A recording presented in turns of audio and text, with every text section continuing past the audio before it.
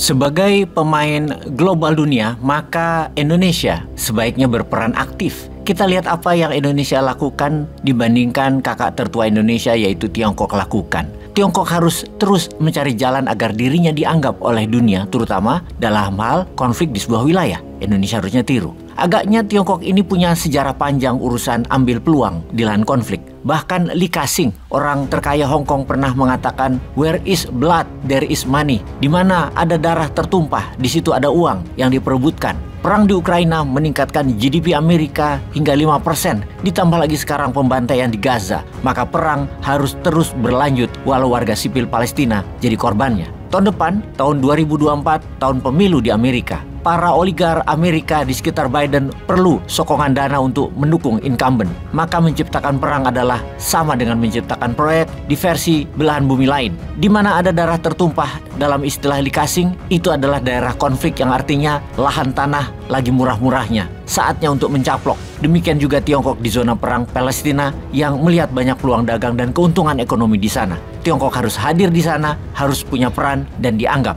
Ketika perang baru mulai, 6 armada Tiongkok merapat ke Selat Hormuz, kemudian ke Laut Merah, dan kemudian menyeberang terusan Suez ke arah Laut Mediterania. Ini sebuah perilaku baru karena Timur Tengah bukan the sphere of influence-nya Tiongkok atau bukan lingkar pengaruhnya Tiongkok. Hal ini menunjukkan bahwa Xi Jinping bukan mau jadi penonton tetapi mau menjadi pemain di Timur Tengah juga. Langkahnya bukan hanya secara militer hadir di sana, namun ditambah lagi, yaitu 2 platform media online di Tiongkok, Baidu dan Alibaba, menghapus Israel dari peta digitalnya. Dalam peta 2 situs terbesar Tiongkok itu terlihat negara-negara tetangganya Israel seperti Mesir, Suriah, Yordania, dan Lebanon. Sementara nama negara apartheid Yahudi yang bernama Israel tersebut sudah tidak ada, sudah dihapus. Kalau kita perhatikan peta di wilayah Palestina itu, daerah perbatasan dengan Yordan, dengan Mesir, dengan Lebanon masih ada, namun tidak ada yang namanya negara Israel. Walau kalau kita zoom, detailkan ke wilayah Palestina tersebut, nama-nama kota di sana masih ada,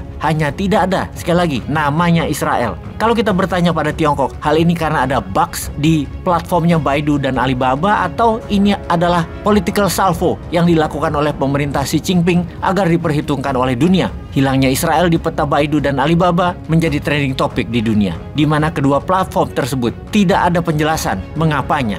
Jadi dapat dipastikan hal ini bukan karena ada bugs di dalam 2 platform tersebut. Karena urusan peta oleh Tiongkok itu sangat peduli, sangat perhatian urusan peta. Karena Tiongkok memang weaponizing map atau menggunakan peta sebagai senjata. Di masa lalu, Tiongkok pernah marah terhadap platform asing yang petanya tidak mengakui klaim teritorial Tiongkok. Peta bagi Tiongkok adalah jalan mereka ke depan. Karena itu 2 raksasa teknologi Tiongkok harus mengikuti perintah dari negara komunis tersebut atas arahan negara. Jadi dapat dipastikan peta tersebut merupakan cara Tiongkok memandang dunia. Jadi ketika Tiongkok menghapus peta Israel, artinya jelas posisi Tiongkok di mana. Jadi apa kira-kira pesan Beijing kepada Amerika dan Israel? Akibatnya apa? Hubungan antara Israel dan Tiongkok menjadi tegang selama perang berlangsung.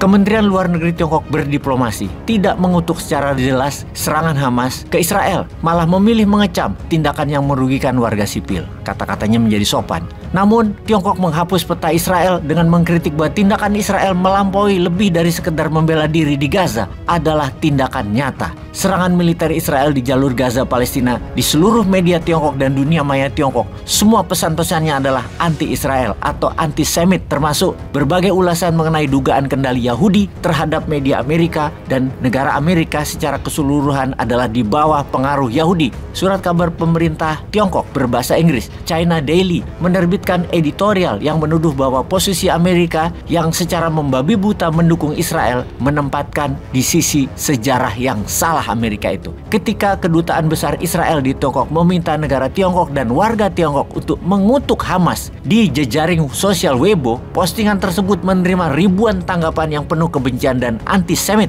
Dalam pernyataan terbaru, Kementerian Luar Negeri Tiongkok mengatakan bahwa Tiongkok hanya membangun hubungan dengan negara yang relevan dengan Tiongkok, di mana artinya menghapus peta Israel membuat Israel adalah negara yang tidak relevan dengan Tiongkok. Yang menarik lagi adalah pernyataan resmi dari juru bicara Kementerian Luar Negeri Tiongkok yang mengatakan Tiongkok itu netral dalam perang di Gaza dan menyarankan perang dihentikan. Lain di bibir, lain di tindakan. Beda dengan Indonesia, menghibau menghentikan, namun nggak ada actionnya. Kalau Tiongkok, actionnya dihapusnya peta Israel di Baidu dan Alibaba, serta media utama Tiongkok membanjiri informasi dengan menjelaskan Yahudi itulah yang berkuasa di Amerika yang anti Tiongkok. Dengan memposisikan jelas negara Tiongkok di mana posisinya, yaitu membela Palestina, yang membuat antisemit di Tiongkok terus meningkat reaksinya. Bahkan ada ledekan ke Israel bahwa perang yang di dunia yang saat ini sedang terjadi, semua ada unsur Yahudinya yang akan membuat bumi itu bisa keluar dari tata surya. Sehubungan dengan strategi sebagai global player,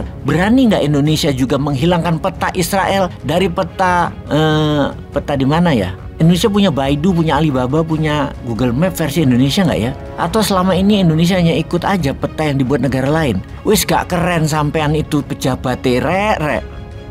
Peace.